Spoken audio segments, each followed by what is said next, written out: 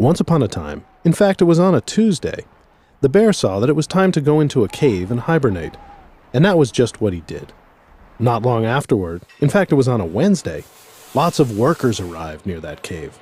While the bear slept, they built a great, huge factory. As winter turned to spring, the bear awoke and stepped out of his cave. His eyes popped. Where was the forest? Where was the grass? Where were the trees? Where were the flowers? What had happened? "I must be dreaming," he said. "Of course I'm dreaming." But it wasn't a dream. It was real. Just then, the foreman came out of the factory. "Hey, you! Get back to work," he said. The bear replied, "I don't work here. I'm a bear." The foreman laughed. "That's a fine excuse for a man to keep from doing any work, saying he's a bear." The bear said, "But I am a bear." The foreman stopped laughing. He was very mad. "Don't try to fool me," he said. "You're not a bear. You're a silly man who needs a shave and wears a fur coat. I'm going to take you to the general manager." The general manager also insisted the bear was a silly man who needs a shave and wears a fur coat. The bear said, "No, you're mistaken. I am a bear." The general manager was very mad too. The bear said, "I'm sorry to hear you say that. You see, I am a bear." The third vice president was even madder. The second vice president was more than mad or madder. He was furious. The first vice president yelled in rage. He said, "You're not a bear. You're a silly man who needs a shave and wears a fur coat. I'm going to take you to the president." The bear pleaded, "This is a dreadful error, you know, because ever since I can remember, I've always been a bear." And that's exactly what the bear told the president. "Thank you for telling me," the president said.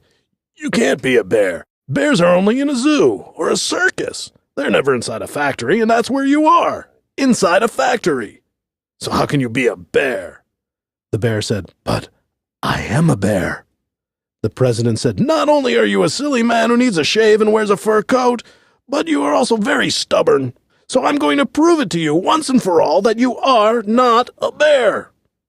The bear said, "But I am a bear." The president packed his vice presidents and the bear into a car and they drove to the zoo. Bears at the zoo said the bear was not a bear because if he were a bear, he would be inside a cage. The bear said, "But I am a bear."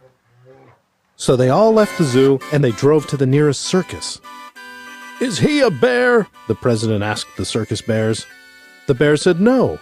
If he were a bear, he would be wearing a little hat with a striped ribbon, holding onto a balloon and riding a bicycle. The bear said, "But I am a bear." When the president and his vice presidents returned to the factory, they put the bear to work on a big machine with lots of other men. The bear worked on the big machine for many, many months. After a long, long time, the factory closed and all the workers went away. The bear was the last one left. And as he left the shut-down factory, he saw geese flying south and leaves falling from the trees. Winter was coming, he thought. It was time to hibernate. He found a cave and was about to enter when he stopped. "I can't go in a cave. I'm not a bear. I'm a silly man who needs a shave and wears a fur coat." As the days grew colder and the snow fell, the bear sat shivering with cold. I wish I were a bear," he thought. Then suddenly he got up, walked through the deep snow toward the cave. Inside it was cozy and snug. The icy wind and the cold, cold snow couldn't reach him there. He felt warm all over. He sank down on a bed of pine boughs, and soon he was happily asleep and dreaming sweet dreams, just like all bears do when they hibernate.